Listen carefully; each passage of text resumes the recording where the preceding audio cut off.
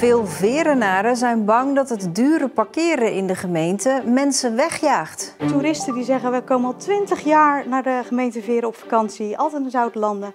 Dit was het laatste jaar. En verder vandaag. Besluiten Raad Sluis mogelijk ongeldig. En een voorproefje van Oud en Nieuw.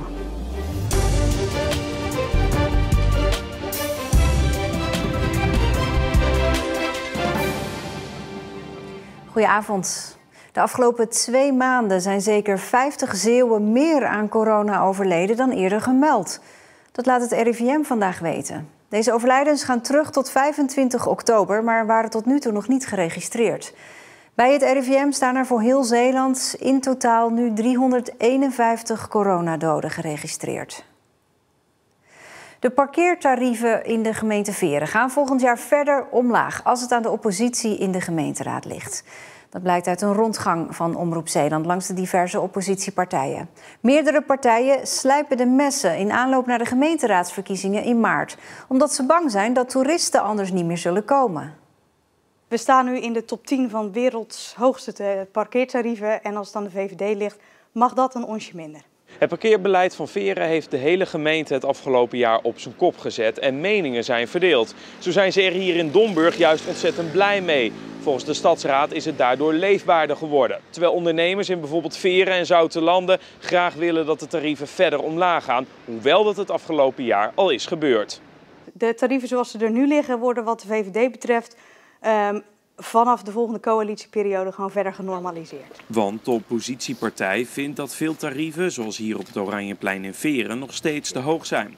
En dat vindt zij ook. Ineke de Ridder uit Zoetermeer. En daar staan wij gewoon in het stadscentrum 2 uur gratis. Wij zijn geen Amsterdam, we zijn geen Rotterdam.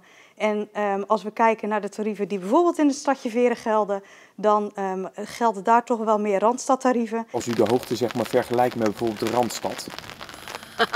Ja, dat is niet te vergelijken, want dat is even hoog. Ondanks de kritiek en frustraties van inwoners en ondernemers werd afgelopen voorjaar het parkeerbeleid van Veren definitief ingevoerd. Daarna ontstond er nog meer kritiek, ook in de gemeenteraad. Het gemeentebestuur maakte daarop bekend aanpassingen te zullen doen. Begin november werd het hele parkeerbeleid geëvalueerd, waarbij op verzoek van een meerderheid in de gemeenteraad bepaalde tarieven voor inwoners en bedrijven omlaag werden gebracht. Maar op veel plekken vinden ondernemers het nog altijd te hoog. En daar maken ze zich zorgen over.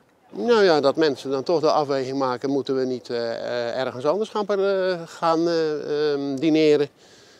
De horeca bezoeken, tarieven die boven een €3 per uur uitgaan, dat zijn toch nog best forse tarieven. En zouden ondernemers ook kunnen redeneren, de toerist komt toch wel, het maakt niet uit? Ja, was het maar zo eenvoudig, maar dat is niet het geval. En wij weten ook nog niet wat het gedrag zal zijn van de toerist, voor zover die al bestaat, na de coronatijd. Het is wel erg duur. Is het nu nog betalen dan? Ja. Terug bij Ineke de Ridder, die met tegenzin parkeert, want volgens haar zijn de tarieven Ja, te hoog. En ik vind het, je moet erg opletten hoe lang je wil parkeren. Wij krijgen toch ook best wel signalen van mensen die niet meer naar onze gemeente willen komen. Ook toeristen die zeggen, we komen al 20 jaar naar de gemeente Veren op vakantie, altijd in Zoutlanden. Dit was het laatste jaar.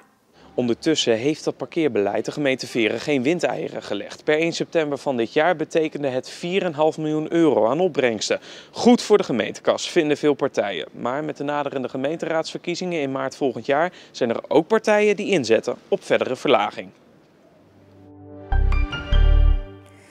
Een aantal besluiten van de gemeenteraad in Sluis is mogelijk ongeldig. Gemeenteraden vergaderen door corona online en moeten zich daarom aan de tijdelijke wet digitale beraadslaging en besluitvorming houden. Bij het stemmen moeten raadsleden te horen en in beeld zijn. Oud-wethouder in Sluis Chris van der Vijver ontdekte dat dit bij de vorige raadsvergadering niet het geval was. Mevrouw van Oosterbrugge. Tegen. Mevrouw Tange. Tegen. En daarvoor zijn er wellicht ook een aantal vergaderingen geweest waarbij hetzelfde gebeurd is. Want niet alle raadsleden zijn in beeld en al helemaal niet tijdens het stemmen. En dat zou dan weer gevolgen kunnen hebben voor alle besluiten die genomen zijn. Burgemeester Vermu wil niet op de zaken vooruitlopen. Kijk, het is natuurlijk goed dat mensen ons attenderen op dit soort dingen. En we gaan dat heel zorgvuldig uitzoeken. De burgemeester verwacht over een paar weken duidelijkheid te hebben. De wolf die een dikke week geleden nog op Schouwen-Duiveland rondliep, loopt nu in de Antwerpse haven. Vlaamse wolvenkenners weten vrijwel zeker dat het onze wolf is. Het dier heeft inmiddels ook een naam gekregen, Asterix, omdat hij in de haven voor het eerst opdook bij een loods met de naam Asterix. Schapenboeren in Zeeland zullen er niet rouwig om zijn dat de wolf de provincie uit is. Hij heeft zeer waarschijnlijk meerdere schapen gedood. De 19-jarige Carlijn Hollestelle uit Wemeldingen zit aan huis gekluisterd. Niet door corona, maar vanwege haar beweegstoornis. Ze heeft een speciale rolstoel die niet in de auto past. De wielen wegen 8 kilo per stuk. Dus dat is een hele klus om die eraf te krijgen en dan in de auto te tillen. Ik zou wel gewoon met mijn vrienden weg willen kunnen en dat kan nu gewoon niet echt. De enige manier om uitstapjes te maken is door een rolstoelbusje te kopen van €40.000. Een groot bedrag en daarom heeft ze een online crowdfunding opgezet. Ik denk dat je gewoon door zo'n GoFundMe-actie veel meer andere mensen bereikt dan eigenlijk alleen in je eigen kring. En dan zijn er misschien mensen die wel willen doneren. Met eerdere acties, zoals het inzamelen van oud ijzer, heeft Carlijn al bijna de helft van het rolstoelbusje bij elkaar gespaard. En nu hoopt ze genoeg donaties te krijgen om er in het nieuwe jaar weer op uit te kunnen.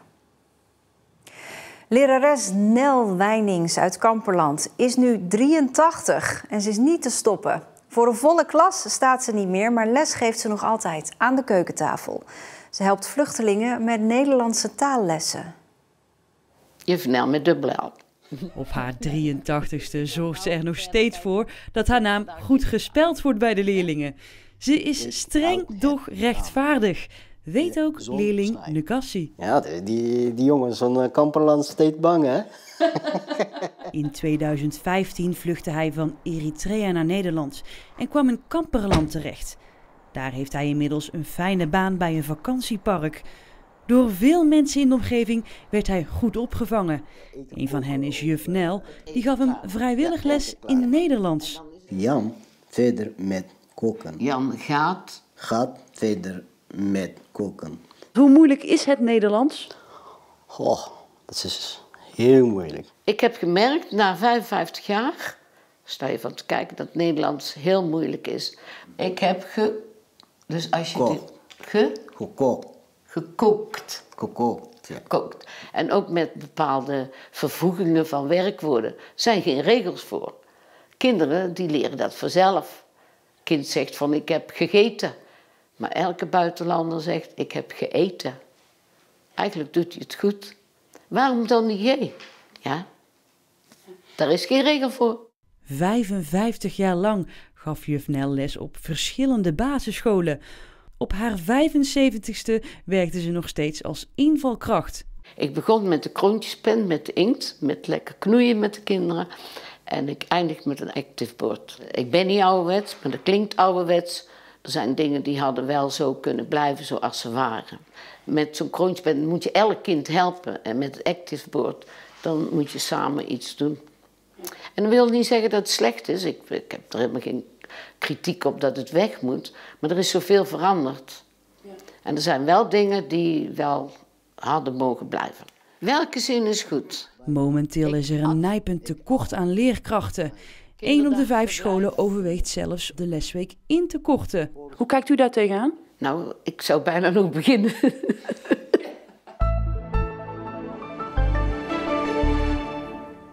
Flinke buien vandaag en veel wind. Het werd 9 à 10 graden. Ook vanavond blijft het regenen. Morgen begint de dag droog, maar ook dan volgt later op de dag weer regen. Vooral opvallend morgen is de temperatuur. Het wordt heel zacht en het kan zelfs 14 graden worden. Ja, de kliekjes van kerst liggen waarschijnlijk nog in de koelkast. Maar we gaan alvast even vooruitkijken naar oud en nieuw. Een voorproefje zelfs. Deze DJ, Sam Blans en nog veel meer is straks te zien in de online shows die een paar Zeeuwse gemeenten hebben georganiseerd voor oud en nieuw. De New Year's Eve stream is gratis te zien voor iedereen die dat wil. De shows worden nu al opgenomen in een loods in Hulst. Vlissingen, Middelburg, Goes, Noord-Beveland, Capelle, Schouwen-Duiveland en Terneuzen betalen eraan mee. Ik denk niet dat we kunnen verwachten dat alle jeugd zomaar thuis gaat zitten en niks gaat doen. En ik denk dat het heel fijn is dat wij een alternatief bieden. Dat ze in ieder geval thuis kunnen blijven en ook nog eens naar iets unieks kunnen kijken. En wij zijn ook echt ontzettend blij dat alle gemeentes gewoon een bijdrage hebben gedaan en dit initiatief gesteund hebben. Het blijft hetzelfde, het blijft de liefde voor muziek, het blijft het uitvoeren van wat je leuk vindt. Daarnaast is het heel gek, maar weet je wel dat op nieuwjaarsdag mensen van je kunnen genieten. En op die manier dat je toch nog wat aan ze kunt geven. Ja, dat wordt dus dansen in de woonkamer. Tot zover Zeeland Nu. Ik wens u een hele fijne avond en tot morgen.